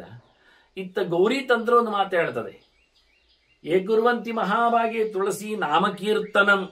ಯಾಕೆ ತರ್ಲಿಕ್ಕೆ ಹೋಗುದು? ತುಳಸಿ ತರ್ಲಿಕ್ಕೆ ಹೋಗ್ತಾ ಇದ್ದೇನೆ, ತುಳಸಿ ದೇವರಿಗೆ ಪೂಜೆಗೆ ಅಂತ. ಹೀಗೆ ತುಳಸಿ ಹೆಸರು ಬರ್ತಾ ಇರ್ತದೆ. ತುಳಸಿಯನ್ನು ಯಾರು ಸ್ತೋತ್ರ ಮಾಡ್ತಾನೆ, ತಿಳ್ಕೊಳ್ತಾನೆ, ಮಹಿಮೆ ಮಾಡ್ತಾನೆ. ತದ್ವನಮ್ಯ ಚ ಪಶ್ಯಂತ್. ನಡೆದಕ್ಕೋಸ್ಕರ ಕಾಡನ್ನು ನೋಡ್ತಾನೆ ದಿನ. ವಿಷ್ಣು ನೈವ ಸಮಾಹಿತಿ. ಅವರೆಲ್ಲ ದೇವರಿಗೆ ಸಮಮೇ ಆಗ್ತಾರೆ. ಯಾಕೆ? ಯಾವತ್ತು ನೋಡಿದ್ರು ತುಳಸಿ ಚಿಂತನೆ ಇರ್ತಾರೆ. ತುಳಸಿಯಲ್ಲಿ ಲಕ್ಷ್ಮೀ ದೇವರು ಕೂತಾಗೆ ಇವನಲ್ಲಿ ಲಕ್ಷ್ಮಿಯ ಸನ್ನಿಧಾನ, ದೇವರ ಸನ್ನಿಧಾನ ಆಗಿಬಿಡ್ತದೆ. ಭಗವಂತನ ಅತಿ ಪ್ರಿಯವಾದಂತಹ, ಈಗ ರಾಜನಿಗೆ ತುಂಬ ಇಷ್ಟನಾದವನನ್ನು ನಾವು ಇಷ್ಟ ಮಾಡಿಕೊಂಡ್ರೆ ನಮಗೆ ರಾಜ ಇಷ್ಟ ಆಗೋದಿಲ್ಲ. ರಾಜನಿಗೆ ಒಬ್ಬ ಇಷ್ಟ, ಒಬ್ಬ ಆಚಾರ್ಯನೋ ವೈದ್ಯನೋ ವಿದೂಷಕನೋ ಮಂತ್ರಿಯೋ ಇಷ್ಟ. ಅವನು ನಮಗಿಷ್ಟ ಆದರೆ ರಾಜ ನಮಗೆ ಇಷ್ಟ ಆದಾಗೆ ಆಗ್ತಾನೆ, ಅದು ರಾಜ ನಮ್ಮನ್ನು ಇಷ್ಟ ಮಾಡ್ತಾನೆ. ಹಾಗೆ ನಾವು ದೇವರು ತುಳಸಿಯನ್ನು ಇಷ್ಟಪಟ್ಟಿದ್ದಾರೆ. ತುಳಸಿಯನ್ನು ನಾವು ಇಷ್ಟಪಟ್ಟು ದೇವರಿಗೆ ಸಮರ್ಪಿಸಲಿಕ್ಕೆ ಬಂದರೆ ನಮಗೆ ದೇವರು ಇಷ್ಟನಾಗಿ ಬಿಡ್ತಾನೆ. ಹಾಗಾಗಿ ಬಹಳಷ್ಟು ಸಂಭ್ರಮಿಸ್ಲಿಕ್ಕಾಗತ್ತೆ. ಆ ತುಳಸಿಯ ವೃಂದಾವನಕ್ಕೆ, ಕಾಡಿಗೆ ಹೋಗಿ ಅದನ್ನು ನೋಡಿಕೊಂಡು ದಿನ ಕಾಡು ನೋಡ್ತಾನೆ, ಅದರ ಪಕ್ಕದಲ್ಲಿ ಇರ್ತಾನೆ, ಕೂತಿರ್ತಾನೆ, ಕೊಯ್ದು ತಂದಿರ್ತಾನೆ, ನೀರು ಹಾಕಿ ಬರ್ತಾನೆ, ನೆರಳು ಮಾಡ್ತಾನೆ, ಮಣ್ಣು ಹಾಕಿ ಬಿಡ್ತಾನೆ, ಕಸಗಡ್ಡಿ ತೆಗಿತಾನೆ, ಹುಲ್ಲು ಬೇರೆ ಎಲ್ಲ ಬಂದರೆ ಅದನ್ನೆಲ್ಲ ಬಳ್ಳಿಯೆಲ್ಲ ಸುತ್ತಿಕೊಂಡ್ರೆ ಅದನ್ನೆಲ್ಲ ಬಿಡಿಸ್ತಾನೆ. ಹೀಗೆ ಮಾಡಿದವನು ಭಗವಂತನಿಗೆ ತುಂಬ ಇಷ್ಟ ಆಗ್ತಾನೆ. ಎಲ್ಲಿವರೆಗೆ ಕೇಳಿದರೆ ಗೌರಿ ತಂತ್ರ ಹೇಳುವಾಗ ಹೇಳ್ತದೆ, ತುಳಸಿ ಕಾನನಂ ದೃಷ್ಟ ಎಷ್ಟು ಪ್ರಾಣಾನ್ ವಿಮುಂಚತಿ. ಇವತ್ತು ಹೋಗಿ ಬಂದು ನೋಡಿದ್ದೇನೆ, ನಾಳೆ ಇಲ್ಲ. ನಾಳೆ ಮುಂಚೆಯೇ ಸತ್ಯ ಇರ್ತಾನೆ ಅಂಥವನು ಅಪಿ ಪಾಪ ಸಮಾಯುಕ್ತ ಸವೈಯಾತಿ ಹರೇ ಪದ. ಅವನು ಎಷ್ಟು ಅನ್ಯಾಯ ಮಾಡಿಕೊಂಡಿದ್ರು ದೇವರ ಬಳಿ ಹೋಗ್ತಾನೆ. ಯಾಕೆ ತುಳಸಿಯ ಕಾನನ್ನು ನೋಡಿ ಸತ್ತಿದ್ದಾನೆ ಇವತ್ತು. ಅವನು ಕೊನೆ ಹೊತ್ತಿನಲ್ಲಿ ನೋಡಿದ್ದೇನು ಕೇಳಿದರೆ, ಇವತ್ತು ಅವನ ಸೇವೆ ಏನಾಗಿತ್ತು ಕೇಳಿದರೆ, ಅವನು ಎಲ್ಲಿಯೆಲ್ಲ ಹೋಗಿದ್ದ ಕೇಳಿದರೆ, ಅವನು ತುಳಸಿ ನೆಟ್ಟಲ್ಲಿ ಎಲ್ಲ ಹೋಗಿದ್ದ. ಅದನ್ನು ಆದಷ್ಟು ಉದ್ದಕ್ಕೆ ಅಂಗಳದಲ್ಲಿ ಎಲ್ಲ ತುಳಸಿಯನ್ನು ಹಾಕಿಬಿಡಿ ಹೇಳು. ಎಷ್ಟೊತ್ತಾದರೂ ನೋಡಿದಾಗ ಆ ದಿನ ಒಂದೊಮ್ಮೆ ಸತ್ತು ಬಿಟ್ಟರೆ ಅವನು ಒಳ್ಳೆ ಗತಿಯನ್ನು ಪಡಿತಾನೆ. ಉದ್ದೇಶಪೂರ್ವಕಲ್ಲಾದರೂ ಅನುದ್ದಿಷ್ಟವಾಗಿಯೂ ಕಂಡಿದೆ ತುಳಸಿ. ಆದ್ದರಿಂದ ಎಲ್ಲಿ ಬೇಕಾದರಲ್ಲಿ ತುಳಸಿ ಇರಲಿ. ಕೆಲವರೇನೋ ತಪ್ಪು ಅಡ್ವೈಸ್ ಮಾಡೋದುಂಟು, ಅದು ಎದುರಲ್ಲಿ ಮಾತ್ರ ಇರಬೇಕು, ಆಚೀಚೆಯಲ್ಲಿ ಇದ್ರು ಕಿತ್ತು ಬಿಡಿ, ಅದೇ ನಮ್ಮ ನುಂಗೆ ಆಗುತ್ತೆ, ಅದು ವಿಷಗಿಡವ. ತುಳಸಿ ಮನೆಯ ಸುತ್ತಲೇ ಇರಬೇಕು. ನಾವು ನನ್ನ ಮನೆಯ ಸುತ್ತಲೂ ಹಾಕೊಂಡಿದ್ದೇನೆ ತುಳಸಿಯನ್ನು. ಎಲ್ಲಿ ಹೇಗೆ ಬರುತ್ತಲ್ಲಿ ಹಾಗೆ ಇರುತ್ತೇನೆ. ಸುತ್ತಲೂ ಬರುವಾಗಲೂ ಎಲ್ಲಿ ನೋಡಿದರಲ್ಲಿ ತುಳಸಿ ಗಿಡ, ಯಾವ ದಿಕ್ಕಿಗೆ ನೀವು ಹೋದರೂ ತುಳಸಿ ಬರಬೇಕು, ತುಳಸಿ ಗಿಡ ಇರಬೇಕು. ಆ ರೀತಿಯಾಗಿ ತುಳಸಿಯ ಸೇವೆ, ತುಳಸಿಯ ವನ ಮನೆ ಆಗಿರಬೇಕು, ಅಥವಾ ವನಕ್ಕೆ ನೀವು ಹೋಗಿರಬೇಕು ಅಂತಾನೆ. ಸಾಯುವ ದಿನಗಳಲ್ಲಿ ಆತ ತುಳಸಿಯ ವೃಂದಾವನಗಳನ್ನೆಲ್ಲ ಕಂಡಿದ್ದರೆ, ನೋಡಿದ್ದರೆ, ಹತ್ತಿರ ಹೋಗಿದ್ದರೆ ಒಳ್ಳೆ ಪಾಪಗಳಿಂದ ನಿವೃತ್ತಿಯಾಗಿ ಒಳ್ಳೆ ಗತಿಯನ್ನು ಪಡಿತಾನೆ ಅಂತ. ಸಾಯುವಾಗಲೂ ಹಾಗೆ ತುಳಸಿ ಕಾಷ್ಟ ಮಾಲಾಭಿ ಸಂಯುತ ಮ್ರಿಯತೆ. ಸಾಯುವಾಗ ತುಳಸಿಯ ಕಾಷ್ಟದ ಮಾಲೆ ಹಾಕಿಕೊಂಡು ಸತ್ರೇವ. ಮಾಲೆ ತೆಗೆದಿಡಬಾರ್ದು, ಅದಕ್ಕೆ ನಾನು ಹೇಳಿದೆ ಒಳಗೊಂದು ಹೊರಗೊಂದು ಯಾವತ್ತಿರಬೇಕು ಒಂದು. ಮಡಿಯಲ್ಲಿ ಪೂಜೆ ಪುನಸ್ಕಾರಗಳಲ್ಲಿ ಜಪಾದಿಗಳಲ್ಲಿ ಹಾಕಿಕೊಳ್ಳೋ ಮಾಲೆ, ಅದು ಬೇಕಾದರೆ ದೇವರ ಕೋಣೆ ಒಳಗೆ ಇರಲಿ, ಪೆಟ್ಟಿಗೆಯಲ್ಲಿ ಇರಲಿ. ಹೊರಗೆ ಬಂದ ಸಹಿತ ಹಾಕ್ಕೊಳ್ಳುವಂತೆ ಮತ್ತೊಂದು ಇರಬೇಕು. ಹಾಗಾಗಿ ಸಾಯುವಾಗ ಅವನ ಮೈಯಲ್ಲಿ ತುಳಸಿ ಕಾಷ್ಟದ ಮಣಿಯ ಮಾಲೆ ಇದ್ದೇ ಇರ್ತದೆ. ಹಾಗೆ ಸತ್ತವನು ಅಪಿ ಪಾಪ ಸಮಾಯುಕ್ತ ನೇಕ್ಷತೆ ಯಮಕಿಂಕರೈ. ಅಂಥವನ ಕುತ್ತಿಗೆಯಲ್ಲಿ ತುಳಸಿಯ ಮಾಲೆಯನ್ನು ನೋಡಿ ಯಮ ಪಾಶ ಹಾಕುವುದಿಲ್ಲ, ಯಮದೂತರು ಎಳಿಲಿಕ್ಕೆ ಬರುವುದಿಲ್ಲ. ಅವನಿಗೆ ವಿಮಾನದಲ್ಲಿ ವೈಕುಂಠಕ್ಕೆ ಪಯಣ ಆಗಲಿಕ್ಕೆ ವಿಷ್ಣುದೂತರೇ ಬರ್ತಾರೆ. ಇದೆಲ್ಲ ನೀವು ಅಜಾಮಿಳನ ಕಥೆಯಲ್ಲಿ ಕೇಳಲಿಕ್ಕೆ ಬರ್ತದೆ. ಹಾಗಾಗಿ ತುಳಸಿಯ ಮಾಲೆ ಅದು ಕುತ್ತಿಗೆಯಲ್ಲಿ ನಿರಂತರ ಇರಲಿ ಅನ್ನೋದನ್ನು ಉಲ್ಲೇಖ ಮಾಡ್ತಾರೆ. ಒಂದು ಮಣಿಯಾದರೂ ಹ್ಯಾಂಗ್ ಆಗುವಂತೆ, ಕೊನೆ ಪಕ್ಷದಲ್ಲಿ ಎಲ್ಲ ತೆಗೆದಾಗ ಒಂದು ಮಣಿಯಾದರೂ ಇರುವಂತೆ ನೋಡಿಕೊಳ್ಳುವ ಹಾಗೆ ಮಾಡಲಿಕ್ಕೂ ಬರುತ್ತೆ ಅಂತ. ಅಂತಕಾಲೇ ಪಿಯಸ್ಯಾಂಗಂ ತುಳಸಿ ಮಾಲಿಕಾಂ ಸ್ಪೃಶೇತ್ ತಸ್ಯ ದೇಹೋದ್ಭವಂ ಪಾಪಂ ತಕ್ಷಣ ದೇವನಶ್ಯ. ಸಾಯುವ ಕ್ಷಣದಲ್ಲಿ ಇರತಕ್ಕಂಥವನ ಮೈ ಮೇಲಿನ ತುಳಸಿ ಮಾಲೆ ಅದು ಏನು ಮಾಡುತ್ತೆ ಅಂದರೆ, ಆ ದೇಹ ಹೋಗುವಾಗ ದೇಹದ ಪಾಪವನ್ನು ಇಲ್ಲ ಮಾಡ್ತದೆ. ಇದು ಮುಖ್ಯ. ಈ ದೇಹದಲ್ಲಿ ಮಾಡಿದ ತಪ್ಪನ್ನು ತುಳಸಿ ಮನ್ನಿಸಿ ಸಾಯುವ ಕಾಲದಲ್ಲಿ ಹೊತ್ತ ಕ್ಷಣದಿಂದಾಗಿ ಅವನ ದೇಹ ವಿಯೋಗ ಆಗತ್ತೆ ಅಂದಾಗ ದೇಹ ಶುದ್ಧ ಆಗಿದೆ. ಈಗ ಜೀವ ಇಲ್ಲ, ಅದು ಹೆಣ, ಡೆಂಟ್. ಆದರೆ ಅದು ತುಳಸಿಯ ಮಾಲೆಯನ್ನು ಹಾಕಿಕೊಂಡಿದೆ, ಹೊತ್ತುಕೊಂಡಿದೆ. ಹಾಗಾಗಿ ದೇಹ ಪ್ಯೂರ್ ಆಯ್ತು. ಈಗ ಪಾಪ ನಿರ್ಮುಕ್ತವಾದ ದೇಹ ಆಗಿದೆ, ಶುದ್ಧವಾಗುತ್ತೆ ಅಂತ. ಪ್ರಣಾತ್ಯೇಪಿ ಸಂಪನ್ನೆ ತುಳಸಿ ಮಾಲಿಕಾ ವಿನಾ ನ ಕ್ಷೀಯೇತ್ ಇವ ಮಹೇಶಾನ್ ತಂ ವಿದ್ಯಾದ್ ವೈಷ್ಣವತ್ತಂ. ಸಾಯುವ ಕ್ಷಣದಲ್ಲಿಯೂ ತುಳಸಿ ಮಾಲೆಯನ್ನು ಬಿಡುವುದಿಲ್ಲ ಅಂತ ಹಾಕೊಂಡು ಸಾಯುವವರು ತುಳಸಿ ಮಾಲೆ ಇಲ್ಲದೆ ಸಾಯುವುದಿಲ್ಲ ಹೇಳಿಕೊಳ್ಳುವ ಅವನು ಗ್ರೇಟ್ ಆ ಲೆಕ್ಕದಲ್ಲಿ. ಹಾಗೆ ಅದು ದೀಕ್ಷೆ. ಆ ದೃಷ್ಟಿ ನೋಡಿಕೊಂಡ್ರೆ ಗಡುಸಾದ ಕಥೆ ಅದು. ಹಾಗಾಗಿ ಇಂತಹ ಸಾಯುವ ಕ್ಷಣದಲ್ಲಿಯೂ ಭಗವಂತನ ಚಿಂತನೆಗಾಗಿ ಆದರೆ ಅತಿ ಪ್ರಿಯವಾಗಿರತಕ್ಕಂಥ ತುಳಸಿ ಕಾಷ್ಟದ ಮಾಲೆಯನ್ನು ಹಾಕಿಕೊಳ್ಳಬೇಕು. ಇನ್ನು ಹೆಣಕ್ಕೆ ಮೈಲಿಗೆ ಅದು ಇದು ಇಲ್ಲ. ಆದ್ದರಿಂದ ಹೆಣವನ್ನು ಸುಡುವವನು, ಆ ಕರ್ಮಾಂಗಗಳು ಮಾಡುವವನು ಒಂದೊಮ್ಮೆ ನಿಜವಾಗಿ ಹಾಕಿಕೊಂಡಿದ್ದರೆ ಅವನು ಉಪಯೋಗಕ್ಕೆ ಬರುವುದಿಲ್ಲ ಅಂತಲ್ಲ, ಹಾಕ್ಕೊಂಡಿರಬೇಕು. ಆ ನಂತರ ಅದನ್ನು ಉಪಯೋಗಕ್ಕೆ ಮಾಡಲಿಕ್ಕಿಲ್ಲ ಅಂತ. ಹೆಣವನ್ನು ಮುಟ್ಟಿಕೊಂಡು ಕರ್ಮಾಂಗಗಳು ನಡೆಸಿದ ತುಳಸಿ ಮಾಲೆ ಅದು ವಿಸರ್ಜನೆಗೆ. ಮತ್ತೆ ಅದನ್ನು ಸಮುದ್ರಕ್ಕೂ, ನಾನು ಮೊನ್ನೆ ಹೇಳಿದ್ನಲ್ಲಿ ಇಲ್ಲಿ ಹಾಕಲಿಕ್ಕಿದೆ ಅಂತ, ದುಷ್ಟವಾದಂತಹ ಮಾಲೆಗಳನ್ನು ನದಿಗೆ, ಹೃದಯಕ್ಕೆ ಹಾಕಿ ಅದಕ್ಕೆ ಬೆಂಕಿಯಲ್ಲಿ ಹಾಕಲಿಕ್ಕಿಲ್ಲ. ಇನ್ನು ಅದರದ್ದು ಬೆಳ್ಳಿಯ ಲೋಹದ ಮೇಲಿನ ಆಸೆ ಇದ್ದರೆ ಆ ಮಣಿಯನ್ನು ಸುಲಿದು ಆ ಮಣಿಯನ್ನು ಮಾತ್ರವೇ ನೀರಲ್ಲಿ ಹೊಳೆಗೆ ವಿಸರ್ಜನೆ ಮಾಡಿ ಇದನ್ನು ಮತ್ತೆ ಬೆಂಕಿ ಹಾಕಿ ಪುನಃ ಪ್ರತ್ಯೇಕವಾಗಿ ಮಗದೊಂದು ಲೋಹದ ರಸ ಮಾಡಿಕೊಂಡು ಗಡ್ಡೆ ಮಾಡಿಕೊಂಡು ಹೊಸತಾಗಿ ಮಾಡಲಿಕ್ಕಾಗತ್ತೆ. ಹಾಗೆ ಇದು ಹೊಸತು ಮಾಡತಕ್ಕ ವಿಧಾನಗಳಲ್ಲಿ ಲೋಹಕ್ಕೆ ಬೆಂಕಿ ಎನ್ನುವುದು ಮಡಿಯನ್ನು ಕೊಡುತ್ತೆ ಹೇಳುವುದನ್ನು ಅರ್ಥ ಮಾಡಿಕೊಳ್ಳಿಕ್ಕುಂಟು. ಹೀಗೆ ಒಟ್ಟಾರೆಯಾಗಿ ಸಾಯುವ ಕ್ಷಣ ಆಗಲಿ, ಸಾಯುವ ಕೆಲಸ ಮಾಡುವವನಾಗಲಿ ತನ್ನ ದೇಹದಲ್ಲಿ ಮಣಿಸರ ಇಲ್ಲದೆ ಮಾಡಲಿಕ್ಕಿಲ್ಲ ಎನ್ನುವ ಪ್ರಮಾಣಗಳು ಇಲ್ಲಿ ನಮಗೆ ಸಿಗ್ತವೆ ಒಂದು ದೃಷ್ಟಿಯಿಂದ. ಇವತ್ತು ನಾವು ಅದನ್ನು ನೋಡುತ್ತಾ ಇಲ್ಲ. ಎಷ್ಟೋ ಜನ ಈಗಂತೂ ಆಪರೇಟರ್ ಥಿಯೇಟ್ರಿಗೆ ಹೋದರೆ ಎಲ್ಲ ಮೈಯಲ್ಲಿದ್ದ ಆಭರಣಗಳನ್ನು ಅವಳು ಕಳಚಿ ಬಿಡುತ್ತಾರೆ, ಅಡ್ಡ ಆಗ್ತದೆ ಹೇಳಿ. ಆದ್ದರಿಂದ ಸಾಯುವ ಹೊತ್ತಿನಲ್ಲಿ ಯಾರ ಮೈಯಲ್ಲಿ ಸತ್ಯ ಹೇಳೋದಾದರೂ ಕೆಲವೊಮ್ಮೆ ಬೇಸರ ಆಗೋದಾದ್ರೂ ಪರವಾಗಿಲ್ಲ, ಹೇಳಲೇಬೇಕಾದ್ದನ್ನು ಹೇಳುವುದರಿಂದ ಕೆಲವರ ಮೈಯಲ್ಲಿ ಹಾಕಿದ ಯಜ್ಞೋಪವೀತೂ ಇರುವುದಿಲ್ಲ, ಸತ್ತಾಗಿರ್ತದವ. ಏನು ವಿಚಿತ್ರ ಆಯ್ತು ನೋಡಿ. ಯಾವ ಸಂಸ್ಕಾರ, ಅದಕ್ಕೆ ಬಹಳ ಕಷ್ಟ ಇವ್ರು ಹೇಳೋ ಈ ಮಾತುಗಳಿಗೆ, ಈ ಗೆರೆಗಳಿಗೆ ಏನು ತಾತ್ಪರ್ಯ ಉಂಟು ಕೇಳಿದರೆ ಅದು ಸತಾತ್ಪರ್ಯವಾಗಿ ಇತ್ತು ಅಂತ ಅರ್ಥ ಮಾಡಲಿಕ್ಕೆ. ಯಾವುದೋ ಆ ಕ್ಷಣದಲ್ಲಿ, ಆ ಮೊಮೆಂಟಲ್ಲಿ ಹಾಗಾಗಿ ಬಿಡುತ್ತದೆ. ಏನೋ ಒಂದು ತೆಗೆದಿಡ್ತಾನೆ ಅಂತ ಇಟ್ಕೊಳ್ಳುವ, ಏನೋ ಆಗಿ ಹೋಯಿತು, ಅಷ್ಟೊತ್ತಿಗೆ ಸಾಯ್ತಾನೆ. ದೇವರು ಮಾಡುವುದಿಲ್ಲ, ಮಾಡಲಿಕ್ಕೆ ಬಿಡುವುದೇ ಇಲ್ಲ. ಅದರಿಂದ ದೀಕ್ಷೆ ಇರಬೇಕು. ಎಷ್ಟೊತ್ತಾದರೂ ಯಾವುದಕ್ಕಾದರೂ ಒಂದೊಮ್ಮೆ ತೆಗೆದಿಟ್ಟ ತಕ್ಷಣ ಮತ್ತೆ ಹಾಕಿಕೊಳ್ಳುವ ಹಾಗೆ ಅಂತೂ ಒಂದು ಇರಬೇಕು. ಮೈಯಲ್ಲಿ ಸ್ಪೇರ್ ಆದರೆ ಇರುವ ಹಾಗೆ, ಏನು ಕಷ್ಟ ಇಲ್ಲ, ತಪ್ಪಲ್ಲದು. ನಾವು ಅದಕ್ಕೆ ಗಮನ ಕೊಟ್ಟರೆ ಖಂಡಿತ ಆಗತ್ತೆ ಅಂತ ಹೇಳಿ ಅನೇಕ ಮಾತುಗಳನ್ನು ಚಿಂತನೆಗೆ ತಂದಿದ್ದೇನೆ. ಇನ್ನಷ್ಟು ಕೆಲವು ಭಾರತದ ಕೆಲವು ಪೂಜೆಯ ಪಟಲಗಳಲ್ಲಿ ಬರತಕ್ಕ ಕೆಲವು ಹೇಳಿದೆ, ಆಚೀಚಿನ ಕತೆ ಏನಿದೆ ಅಂತ. ಅದರ ಬಗ್ಗೆ ಮುಂದಿನ ಪ್ರವಚನದಲ್ಲಿ ನಾವು ಮತ್ತೆ ತುಳಸಿಯ ಸಮೀಕ್ಷೆ ನಡೆಸುವ. ವಂದನೆಗಳು. ಶ್ರೀಕೃಷ್ಣ ಅರ್ಪಣಮಸ್ತು. ನಾರಾಯಣ ನಾರಾಯಣ ನಾರಾಯಣ.